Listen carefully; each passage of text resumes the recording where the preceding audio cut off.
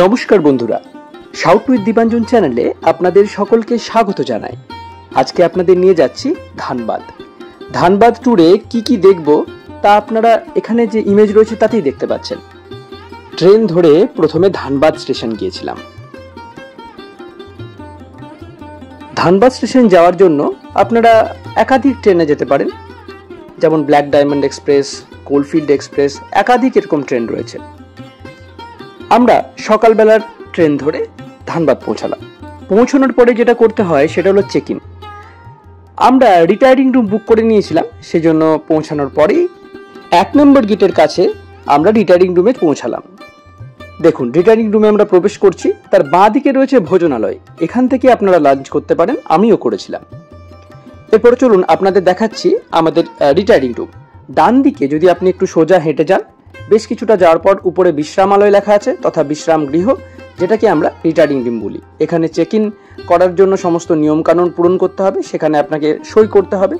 সে সই করার পরে আমরা আমাদের রুমে যাচ্ছি। দেখুন, এই দিদি আমাদের রুম খুলে দিলেন এবং তারপরে উনি এই রুমের যা যা দরকার সে সমস্ত কিছু আমাদের প্রোভাইড করলেন। আমি রুমের সমস্ত জায়গাটি আপনাদের দেখাচ্ছি। আমাদের যে বেডটি দেওয়া হয়েছে তাতে 3 জন আরামে থাকতে পারেন। এখানে রয়েছে সুন্দর বাথরুম। বাথরুমের মধ্যে জলের ব্যবস্থাও ছিল যথেষ্টই, কিন্তু এখানে একটা সমস্যা যেটা আমি বুঝলাম সেটা হলো এখানে কোনো চাদর দেওয়া হয়নি গায়ে নেওয়ার জন্য। তাই আপনি যদি চাদর ক্যারি করেন তাহলে খুব সুবিধা হবে। এখানে দেওয়া হয়েছে একটি বেড, 2টি চেয়ার, একটি ছোট টেবিল, একটি আলমারি। যে আলমারিটি দেওয়া হয়েছে সেই আলমারির মধ্যে যে জিনিসপত্র রয়েছে সেগুলো আপনারা খুব ঠান্ডা হলেই একমাত্র ব্যবহার করতে পারবেন। যাই হোক, এখান থেকে আমরা বেরোলাম এবং খাবার খেলাম। সেই ভিডিওটি ডিলিট হয়ে যাওয়ার জন্য আমি এখানে আপলোড করতে পারিনি। তারপরে আমরা চললাম তোপচাচির পথে। তোপচাচি লেক আমরা দর্শন করব, কিন্তু তোপচাচি লেক যাওয়ার জন্য আমাদের যা লাগবে তা হলো গাড়ি।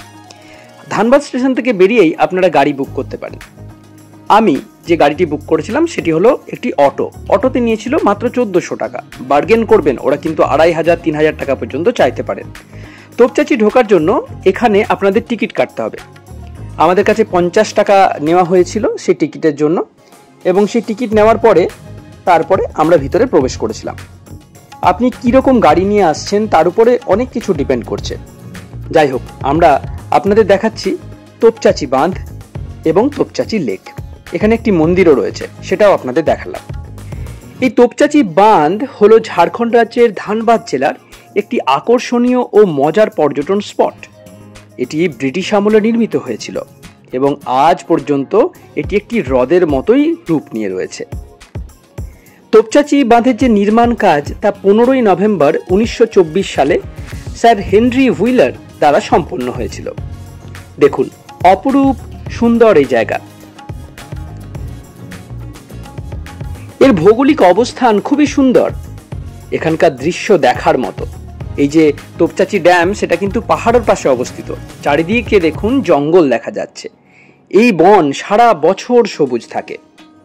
এই লেকে কখনো জলের অভাব হয় না। পাহাড়ি এলাকা হওয়ায় পাহাড় থেকে বৃষ্টির জল এই তোপচাচি যে লেক সেখানে জমা হয়। এবং আরেকটা ব্যাপার খেয়াল করুন, এই হ্রদটি না ত্রিভুজাকার। ব্রিটিশরা এর তীরে এবং হ্রদের উপরে একটি ঘাঁটি তৈরি করেছিল। ধানবাদ রেলওয়ে স্টেশন থেকে এটি 37 কিলোমিটার এবং বোকারো থেকে 41 কিলোমিটার দূরে অবস্থিত। যদিও বাঁধটি কৃত্রিম, কিন্তু এর চারপাশে বন ও পাহাড়ের মধ্যে এটি একটি আদর্শ পিকনিক স্পট বলা যেতেই পারে। তোপচাচি লেক দেখানোর সাথে সাথে তার আশপাশটাও আপনাকে দেখাচ্ছি। দেখুন, আমরা সেই লেক পেরিয়ে বনের দিকে চলেছি। তার চারপাশে অজস্র গাছপালা রয়েছে। এরপরে আবার আমরা ফিরে আসছি এবং আপনাদের দেখাচ্ছি সেই নৈসর্গিক দৃশ্য। কেমন লাগছে এই দৃশ্য দেখুন। এখানে একটু ওয়াশরুম যাওয়ার প্রয়োজনীয়তা হলো, সেই জন্য এই বাড়িটি খুঁজে পেলাম যার গেট বন্ধ। এবার দেখুন, ওয়াশরুমের বাঁ দিকে লেখা আছে মহিলা, ডান দিকে যাবে পুরুষেরা। বুঝতে পারলাম বাঁ দিকের জঙ্গলটি মহিলাদের জন্য এবং ডান দিকের জঙ্গলটি পুরুষদের জন্য। এবং তারপরেই আমাদের দর্শন হলো আধার কার্ড লাগানো একটি গরুর। মজা চলতে থাকবে, কিন্তু এই সুন্দর দৃশ্য আপনারা উপভোগ করুন। অসাধারণ একটা সময় আমরা এখানে কাটিয়েছি।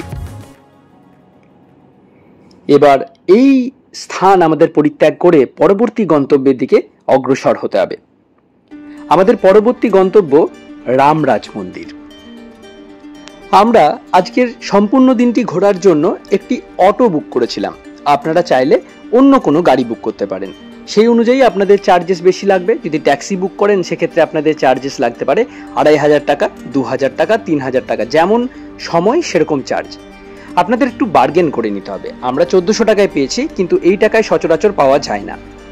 আমরা পৌঁছে গিয়েছি রামরাজ মন্দিরে। রামরাজ মন্দিরের বাইরের অংশ আপনাদের দেখাচ্ছি।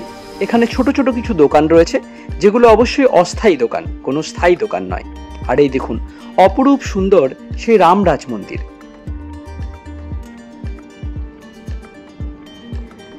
এই দোকানগুলি আপনাদের দেখাচ্ছি। এটি হলো সেই রামরাজ মন্দির যাতে আমরা প্রবেশ করছি। দেখুন, প্রবেশ পথেই আপনি আপনার পা ধুবেন এবং সেই পা ধোয়ার পরেই ভিতরে প্রবেশ করবেন। অত্যন্ত সুন্দর ব্যবস্থা। এই শ্রী শ্রী রামরাজ মন্দির হলো একটি হিন্দু মন্দির, যা ভারতের ঝাড়খণ্ডের চিতাহিধাম টুন্ডু ধানবাদে নির্মিত হয়েছে। মন্দিরটি শ্রী শ্রী রামরাজ মন্দির সমিতি দ্বারা রক্ষণাবেক্ষণ করা হচ্ছে এবং ধানবাদ মেসার্স রয়্যাল এম্পেরিয়া দ্বারা তত্ত্বাবধান করা হচ্ছে। আসল মন্দিরটি 100 বছরেরও বেশি পুরনো। তবে এই বর্তমান মন্দিরটি নির্মিত হয়েছে এখানকার স্থানীয় বিধায়ক ও গ্রামবাসীদের সহায়তায়। 220 ফুট লম্বা এবং 150 ফুট চওড়া এই মন্দির। এই মন্দিরটি তৈরি করার জন্য খরচ হয়েছে 2 কোটি টাকারও বেশি। এই মন্দিরটি অন্ধ্রপ্রদেশের পি গোপাল রাও দ্বারা নির্মিত হয়েছে। এখানে রয়েছেন ভগবান রাম, মন্দিরে রয়েছেন মাতা সীতা, লক্ষ্মণ ও হনুমান। এখানে রয়েছেন শিব, গণেশ, পার্বতী ও রাধাকৃষ্ণ মূর্তি। রামরাজ মন্দির সম্পর্কে একটি বিশেষ কথা বলে রাখা ভালো। এখানে রাজস্থানের মাকরানার মার্বেল ব্যবহার করা হয়েছে। 2 বছর ধরে এই মন্দির তৈরির কাজ চলেছে। এখান থেকে আপনারা মহাপ্রসাদ সংগ্রহ করতে পারেন। আমরা 50 টাকা দিয়ে মহাপ্রসাদ সংগ্রহ করেছিলাম। এরপরে আমরা চলেছি ভাটিন্ডা ফলসের পথে। সুন্দর এই দৃশ্য দেখতে দেখতে আমরা ভাটিন্ডা ফলস তথা ভাটিন্ডা জলপ্রপাতের দিকে অগ্রসর হচ্ছি। আমরা চলে এসেছি ভাটিন্ডা ফলসে। ভাটিন্ডা জলপ্রপাত হলো এমন একটি জলপ্রপাত যা ঝাড়খণ্ডের ধানবাদে অবস্থিত, রেল স্টেশন থেকে প্রায় 14 কিলোমিটার দূরে। এটাকে ঘিরে রয়েছে রুক্ষ টিলা, সবুজ গাছপালা। এর কাছেই 2টি নদীর সঙ্গম রয়েছে। কাটারি নদী পারশনাথ থেকে উৎপন্ন হয়ে উত্তর থেকে দক্ষিণে প্রবাহিত হয়ে মুনিডিহি পৌঁছেছে। দামোদর নদী পূর্ব দিক থেকে এসেছে। জলপ্রপাতের কাছে 2টি নদী মিলিত হয়েছে। জলপ্রপাতের চারপাশে আপনারা বিশালাকার পাথর দেখতে পাবেন। আসুন ঢেউ গুনি ও ঢেউয়ের শব্দ শুনি।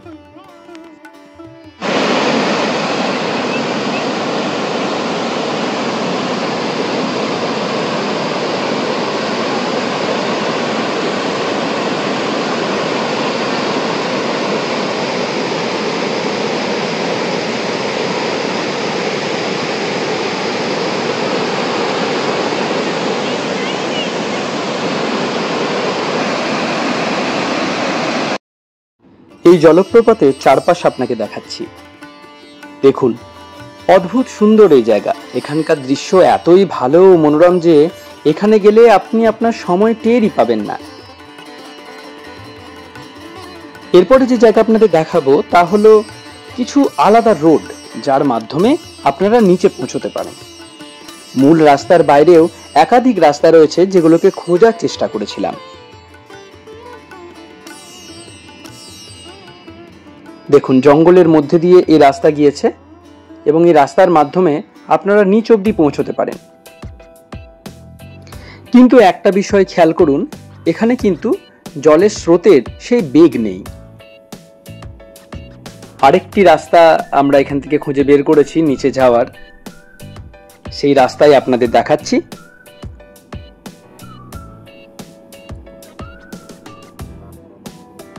এখান থেকে বেরিয়ে যে রাস্তা আপনাদের দেখাচ্ছি সেই রাস্তা দিয়ে আমরা এই ওয়াচ টাওয়ারে পৌঁছাতে পারি, কিন্তু ওয়াচ টাওয়ার থেকে সেরকম কিছু ভালো দৃশ্য পাওয়া যায়নি। তাই সেটাকে আমরা ইগনোর করছি। এটা হচ্ছে এই জলপ্রপাতের বাইরের দিক। এরপরে আমরা চলেছি ধানবাদ স্টেশনের পথে। আমরা আজকে এসেছিলাম ব্ল্যাক ডায়মন্ড এক্সপ্রেস ধরে, তাই আজকের দিনের মতো ঘোরাঘুরি আমাদের কমপ্লিট। এবারে আমরা ধানবাদ স্টেশনে যাব এবং সেখানে গিয়েই আমরা যেটা করেছিলাম সেটা হচ্ছে এখানকার স্পেশাল লিট্টি চোখা খেয়েছিলাম। সেই লিট্টি বানানো চলছে, দেখুন সুন্দরভাবে ঘিয়ে ডোবানো হয়েছে। ঘিয়ে নিমজ্জিত করার পর তাকে প্রেস করা হচ্ছে যাতে ঘি সম্পূর্ণভাবে ছড়িয়ে যায়। সুন্দরভাবে এই লিট্টি প্রস্তুত করা হচ্ছে ধানবাদ স্টেশনের বাইরে।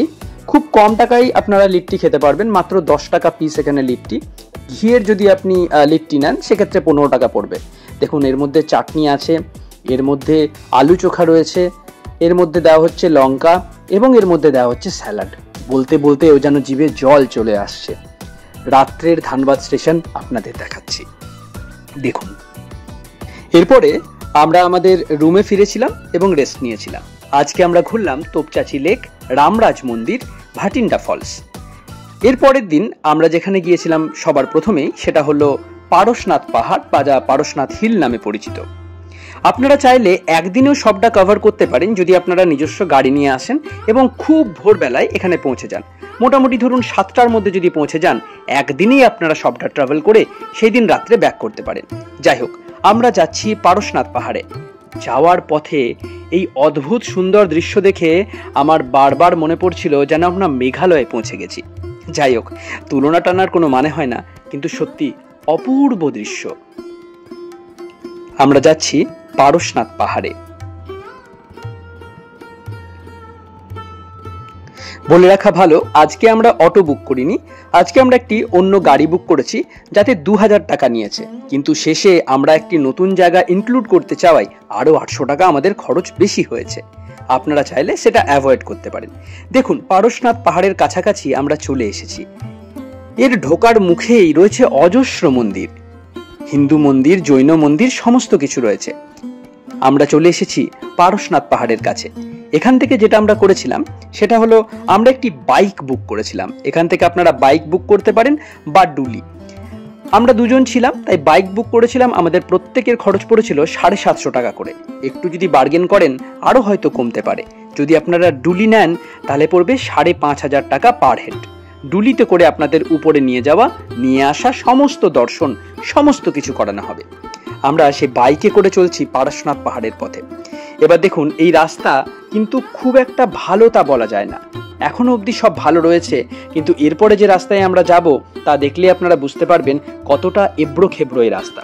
সেই রাস্তায় আপনারা নিজেরা বাইক চালাতে পারবেন না, কিন্তু এর বিপরীতেই রয়েছে অপর একটি রাস্তা, যে রাস্তা এরকমই সুন্দর। ওনারা আমাদের যে রাস্তা দিয়ে নিয়ে গিয়েছিলেন সেটা হলো খানাখন্দে ভরা। আমি চেয়েছিলাম যে বাইকটা আপনি আমায় দিন, আমি চালাবো, কিন্তু ওনারা তাতে রাজি হননি। ঠিক আছে, কোনো ব্যাপার নয়, কিন্তু অত্যন্ত ভয়ের সাথেই কিন্তু আমরা প্রবেশ করেছিলাম পারশনাথ পাহাড়ে। কিন্তু ফেরার সময় বুঝতে পারলাম এই রাস্তাটিকে অ্যাভয়েড করা যেত। আমাকে জানানো হলো যে এই রাস্তাটা অ্যাভয়েড করলে আমাদের অনেকটা হাঁটতে হবে, যদিও তাতে কোনো সমস্যা ছিল না। যাই হোক, আমরা এই রাস্তা দিয়েই পৌঁছাচ্ছি পারশনাথ পাহাড়ে। তার আগে মাঝে আমরা দাঁড়িয়ে এই অপরূপ সুন্দর দৃশ্য দেখছিলাম। পারশনাথ পাহাড়ে ওঠার সময় এই আর্মি ক্যাম্পটিও আপনাদের কাছে পড়বে, এটা আপনারা দেখতে পারেন। পারশনাথ পাহাড় কিন্তু আপনারা হেঁটেও যেতে পারেন। ভোর ভোর এখানে চলে আসুন এবং ট্রেকিং করার মাধ্যমে পারশনাথ পাহাড় উঠুন, কোনো অসুবিধা নেই। আমাদের কাছে সময় কম ছিল তাই আমরা ট্রেক করতে পারিনি। রাস্তায় অজস্র দোকান আপনারা পাবেন, সেখান থেকে আপনারা খাবার খেতে পারেন। একটু আগে আপনাদের দেখালাম সেই ডুলি, যেটাতে করে আপনারা নিচ থেকে উপরে যেতে পারেন। বাইক থেকে আমাদেরকে নামিয়ে দেওয়া হলো এবং কিছু রাস্তা আমাদের হেঁটেই যেতে হবে। প্রথমে ভেবেছিলাম অনেকখানি রাস্তা বোধহয়, কিন্তু এই নৈসর্গিক দৃশ্য দেখে এই হাঁটা পথের কথা ভুলেই গিয়েছিলাম। এখানে কিছু ছবি তোলা হলো এবং আপনাদের জন্য করলাম এই সুন্দর ভিডিওটি। আচ্ছা, একটা কথা বলা হয়নি, উপরে যখন উঠছিলাম আমরা কিন্তু বেশ ঠান্ডা অনুভব করছিলাম, আরামদায়ক ঠান্ডা বলা যায়। আমরা মূল মন্দিরের প্রায় কাছাকাছি চলে এসেছি। চলুন একটু ইতিহাসের দিকে নজর দেওয়া যাক। পারশনাথ পাহাড় হলো ভারতের ঝাড়খণ্ডের গিরিডি জেলায় অবস্থিত একটি উল্লেখযোগ্য পর্বতমালা। ও হ্যাঁ, একটা কথা বলেনি, এখানে আপনারা খাবার যেমন খেতে পারবেন, তেমনি জলের ব্যবস্থা এবং চা পানের ব্যবস্থা কিন্তু সম্পূর্ণ ফ্রি এখানে রয়েছে। সেই স্থানটিও আপনাদের দেখাবো। এই দেখুন, এই হলো সেই স্থান। যাই হোক, আবার ইতিহাসে ফিরি। এটি জৈনদের অন্যতম গুরুত্বপূর্ণ তীর্থস্থান, যা সামেদ শিখর নামে পরিচিত। জৈন ধর্মের 23তম তীর্থঙ্কর পারশনাথের নাম অনুসারে এই পাহাড়টির নামকরণ করা হয়েছে। পারশনাথ পাহাড় জৈন সম্প্রদায়ের জন্য অত্যন্ত গুরুত্বপূর্ণ, কারণ এটি সেই স্থান যেখানে তাদের 24 জন তীর্থঙ্করের মধ্যে 20 জন পরিত্রাণ লাভ করেছিলেন। সেই মন্দিরের সম্মুখে আমরা উপস্থিত হয়েছি।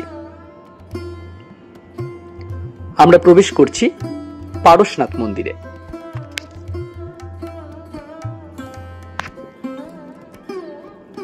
প্রণাম করার মাধ্যমে আমরা এখানে প্রবেশ করলাম। দেখুন সুন্দর এই দৃশ্য।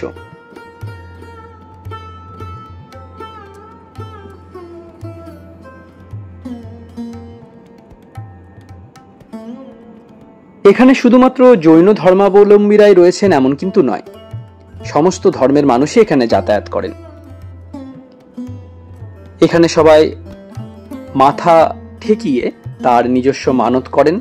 এই হচ্ছে সেই পাদুকা, যা তীর্থঙ্করের পাদুকাও বলা হয়ে থাকে।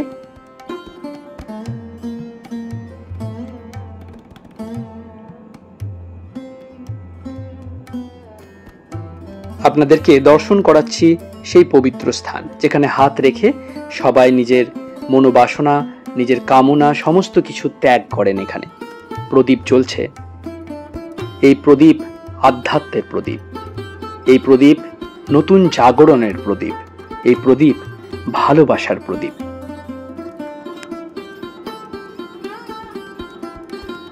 এখানে অনেক মানুষ বসে থাকেন এবং তারা নিজেদের বই নিয়ে এসে পাঠ করেন। দেখুন, জৈন ধর্মাবলম্বীরা এখানে তাদের পাঠ এবং পূজা আর্চা করছেন।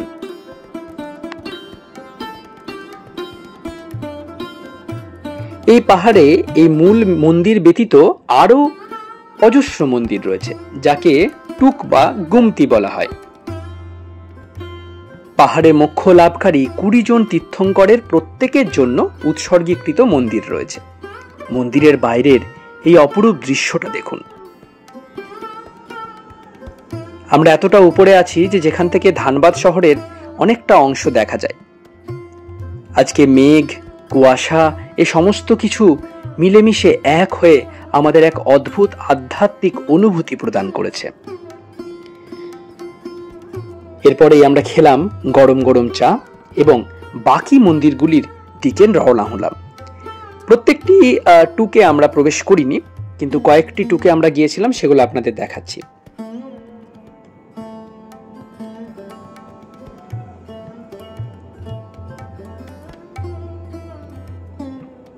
দেখুন, অপরূপ সুন্দর এই দৃশ্য। আপনারা পারশনাথ পাহাড় কিভাবে আসবেন? আপনাদের নিজস্ব বাইক থাকলে সেই বাইকেও আসতে পারেন। এছাড়া আমরা যেভাবে গাড়ি করে এসেছি সেভাবেও কিন্তু আপনারা আসতে পারেন। তাছাড়া আপনারা এখানে আগের দিন এসে থাকতে পারেন। অজস্র হোটেল রয়েছে, জৈন হোটেল রয়েছে বেশিরভাগই, এবং সেখানে নিরামিষ খাবার উপলব্ধ রয়েছে। সেখানে থেকে আপনার পরের দিন ভোরে পারশনাথে ট্রেক করতে পারেন। 10 কিলোমিটার রাস্তা মোটামুটি অনুমান করা হয়, সেটাতে আপনারা ট্রেক করে উঠতে পারেন এবং নামতে পারেন। আমরা এবারে নিচে নামছি। নামার পথেই আরেকটি মন্দিরে আমরা প্রবেশ করব। নামার রাস্তাতেই দেখুন অজস্র মানুষ হেঁটে যাচ্ছেন। সেই হেঁটে যাওয়া মানুষেরা আসলে ট্রেক করছেন। এমন ভাবনাকে মান্যতা দেওয়া হয় যে এখানে যারা হেঁটে আসেন তারা পুণ্য অর্জন করেন, তাই এই ট্রেকিং। নামার পথেই আমরা একটি অপরূপ সুন্দর মন্দির দেখতে পেলাম। দেখতে পেয়েই আমি দাদাকে বললাম, দাদা বাইকটা একটু থামান, আমরা এখানে প্রবেশ করব। দাদা আপত্তি জানালেন না এবং সেই মন্দিরেই আমরা প্রবেশ করেছি। সেই মন্দিরের বিভিন্ন অংশ আমি ঘুরে ঘুরে আপনাদের দেখাবো। অজস্র মন্দির রয়েছে এখানে এবং প্রত্যেকটি মন্দিরেই আমরা প্রবেশ করব। প্রত্যেকটি মন্দিরে প্রবেশ করে সেখানের মূর্তি দর্শন করাবো এবং সেই পবিত্র ভাবনার কিছুটা আপনাদের সাথে শেয়ার করার প্রচেষ্টা করব।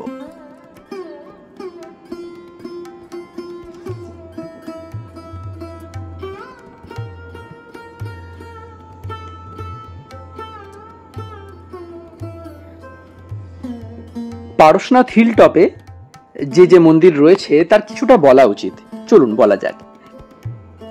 শ্রী সমেত শিখরজি, ভগবান শ্রী পারশনাথ, ভগবান শ্রী নেমিনাথ, ভগবান শ্রী অজিতনাথ, চোপড়াকুণ্ড, শ্রী সম্ভদ্রকূট, শ্রী বাসুপূজ্য, শ্রী অভিনন্দনাথ, শ্রী চন্দ্রপ্রভু এবং 24 জন জৈন তীর্থঙ্করের টঙ্ক। যাই হোক, এই মন্দিরের অপরূপতার দর্শন আপনাদের করাচ্ছি। সেই দর্শনের সাথে থাকুন এবং কেমন লাগছে অবশ্যই জানান। যদি আমাদের ভিডিও ভালো লাগে তাহলে অবশ্যই শাউট উইথ দীপাঞ্জন চ্যানেলটি সাবস্ক্রাইব করবেন। এরকম অজস্র ভিডিও আমাদের এই চ্যানেলে রয়েছে, সেই ভিডিওগুলো আপনারা দেখতে পারেন এবং অবশ্যই জানাবেন কেমন লাগছে।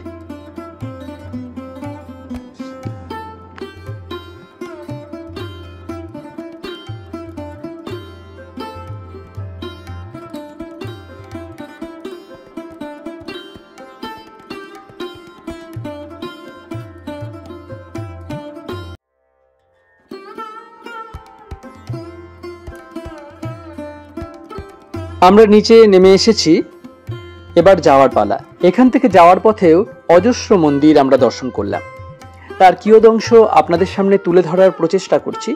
অপরূপ সুন্দর এই দৃশ্য আপনারা দর্শন করুন, কিছুটা দর্শন করুন, আর বাকিটা আপনারা এখানে এলে দেখতে পারবেন। স্বচক্ষে দেখার আনন্দটাই আলাদা।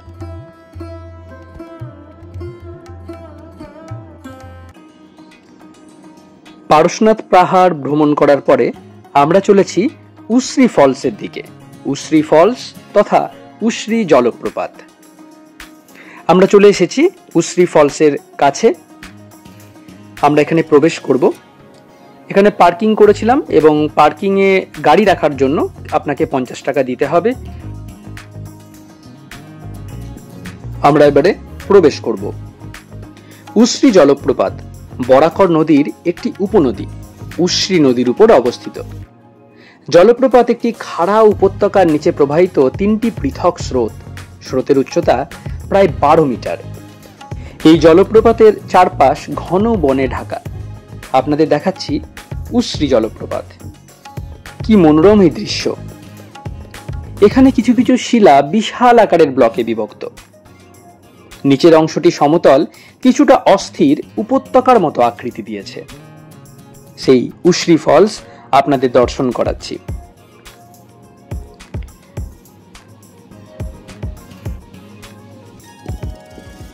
সরকার এই কেন্দ্রটিকে পর্যটন কেন্দ্র হিসেবে গড়ে তুলেছে।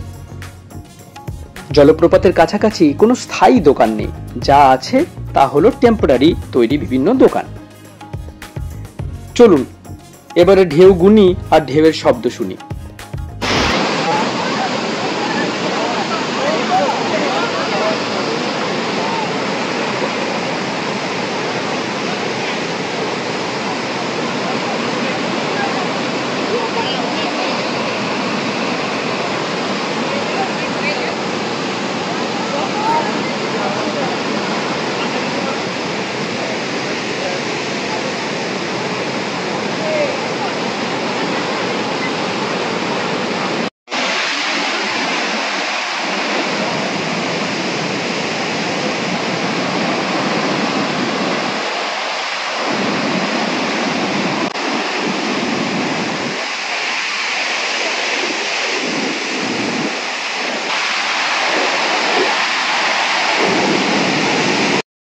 এরপরে এখানে আখের রস খেয়েছিলাম, মাত্র 15 টাকা করে নিয়েছিল। এই আখের রস খেয়ে আমাদের কিছুটা তৃপ্তি লাগলো। আখের রস খাওয়ার পরেই আমরা যেটা করলাম সেটা হচ্ছে এর অন্যান্য যে রাস্তাগুলি সেগুলো একটু ঘুরে ফিরে দেখছিলাম। দেখুন, সে রাস্তা দিয়ে উঠছি, এটা হলো ওয়াচ টাওয়ার। এর মাধ্যমেও কিন্তু আপনারা উশ্রী ফলস সুন্দরভাবে দেখতে পারেন। এর পাশেরই একটি অংশ যা দিয়ে আপনারা নিচে যেতে পারেন, সেই নিচে যাওয়ার অংশটুকুও আমি দেখলাম। এরপরে আমরা ভাবলাম যে একবার ওয়াচ টাওয়ারে যাওয়া যাক এবং সেই ওয়াচ টাওয়ার দিয়ে উঠে দেখুন এই নৈসর্গিক দৃশ্য আমরা দেখতে পেলাম।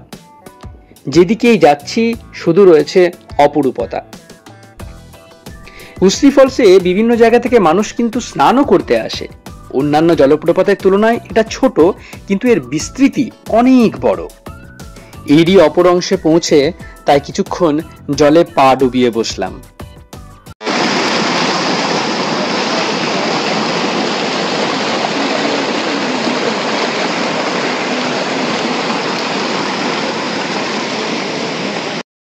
উসরি জলপ্রপাত গিরিডি থেকে 12 কিলোমিটার এবং ধানবাদ থেকে 55 কিলোমিটার দূরে অবস্থিত।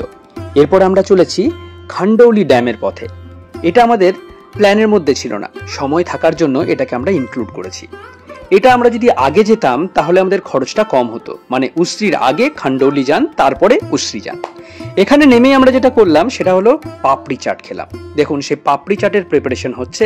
প্রচন্ড খিদে পেয়েছিল, কারণ সারাদিন সেভাবে কিছু খাওয়া হয়নি এবং ঘোরার জন্য সেই খাওয়া আমরা স্কিপ করে গেছি এবং এত আনন্দে আজকে দিনটা কাটিয়েছি যে খাওয়ার কথা অ্যাকচুয়ালি ভুলেই গিয়েছি, কিন্তু এখন প্রচন্ড খিদে পেয়েছে, তাই এই পাপড়ি চাট খাওয়ার পরে খিদে কমেনি, তাই আরেক দাদার কাছে পাপড়ি চাট খেলাম। সেখানে এক্সট্রা ছিল দই এবং চাটনি, যেটা আমরা আগে পাইনি।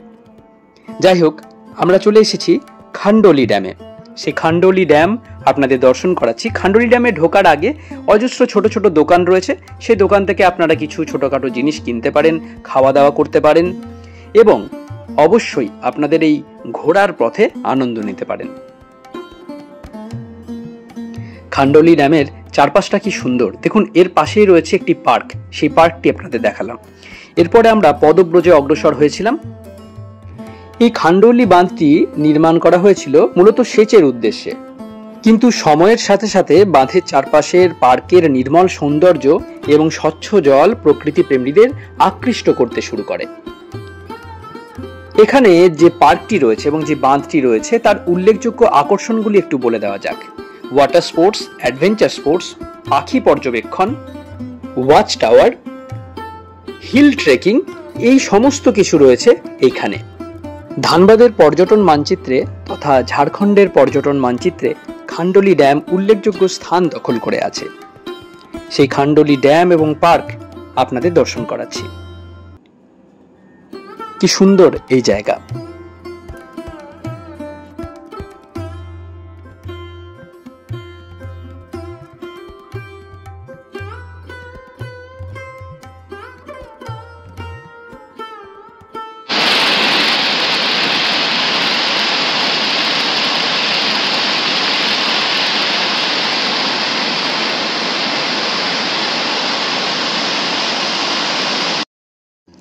এখানের নিচে নামার একাধিক রাস্তা রয়েছে। একটি রাস্তা দিয়ে আমরা নিচে নেমেছিলাম। পরিষ্কার তথা স্বচ্ছ যে জলের কথা বলা হচ্ছে, তার চারপাশে এই যে আগাছা জন্মেছে সে ব্যাপারে একটু নজর দেওয়ার প্রয়োজন আছে বলে মনে হলো। এত সুন্দর এই স্থান, কিন্তু পরিকল্পনা যতখানি ভালো হওয়ার কথা ততখানি ভালো আমার লাগেনি। এ ব্যাপারে সরকারকে পদক্ষেপ নেওয়া উচিত বলেই আমার মনে হয়। এর চারপাশে একটি অপরূপ দৃশ্য দেখে আমি তা ক্যামেরাবন্দি করলাম। দেখুন কি সুন্দর লাগছে, এই পাহাড়, এই মেঘ, এই সূর্য, এই গাছগাছালি, এই জল। সুন্দর এই দৃশ্য দেখতে দেখতে আমরা এবারে খেলাম আইসক্রিম। 50 টাকা করে আইসক্রিম নিয়েছিল, বেশ ভালোই লেগেছিল। ঘুরতে বেরোলে টুকটাক খাবার যদি পেটে পড়তে থাকে তাহলে ঘোরার আনন্দ আরো বেড়ে যায়। এরপরে ফেরার পালা। আমরা এখান থেকে গিয়েছিলাম ধানবাদ স্টেশনে। আমাদের বিকেলবেলায় ট্রেন ছিল ব্ল্যাক ডায়মন্ড এক্সপ্রেস। সেই ব্ল্যাক ডায়মন্ড এক্সপ্রেস ধরার জন্য আমরা ধানবাদ স্টেশনের দিকে অগ্রসর হচ্ছি। কিন্তু এখানে ট্রেন ধরার আগে যেটা আমরা করেছি সেটা হলো চা খাওয়া, কারণ চা ছাড়া কখনোই চলতে পারে না। একটা ব্যাপার এখানে আমার খুব ভালো লেগেছে, তা হলো দাম। সমস্ত জিনিসেরই দাম আপনার সাধ্যের মধ্যে। এই যেমন দেখুন এই তন্দুরি চাটি, তন্দুরি চা নিল মাত্র 15 টাকা। সেই তন্দুরি চায়ের প্রিপারেশন আপনাদের দেখাচ্ছি। তৈরি হচ্ছে তন্দুরি চা। এই চা খেয়ে আমরা বেশ কিছুটা এনার্জি গেইন করলাম, কারণ এরপরেও আমাদের দীর্ঘ পথ যেতে হবে।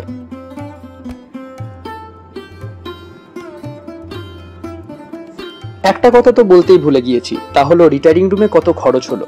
রিটায়ারিং রুমে যদি আপনারা 2 দিন থাকেন তাহলে আপনাদের খরচ পড়বে 700 টাকা একটা রুমে। আপনি আরো কম দিন থাকলে তার অর্ধেক খরচা হয়ে যাবে। যাই হোক, আমরা এবারে ফেরার পথে। আমরা ফিরলাম ব্ল্যাক ডায়মন্ড এক্সপ্রেস ধরে। দুর্গাপুর ফেরার বা হাওড়া ফেরার, যেখানে আপনারা যেতে চান, অজস্র ট্রেন রয়েছে। আমাদের ভিডিওটি কেমন লাগলো অবশ্যই জানান। ভিডিওটি ভালো লাগলে লাইক দেবেন, আপনার বন্ধুদের মাঝে শেয়ার করে দেবেন এবং অবশ্যই আমাদের চ্যানেলটি সাবস্ক্রাইব করে বেল আইকনটি প্রেস করবেন। অনেক অনেক ধন্যবাদ। নমস্কার।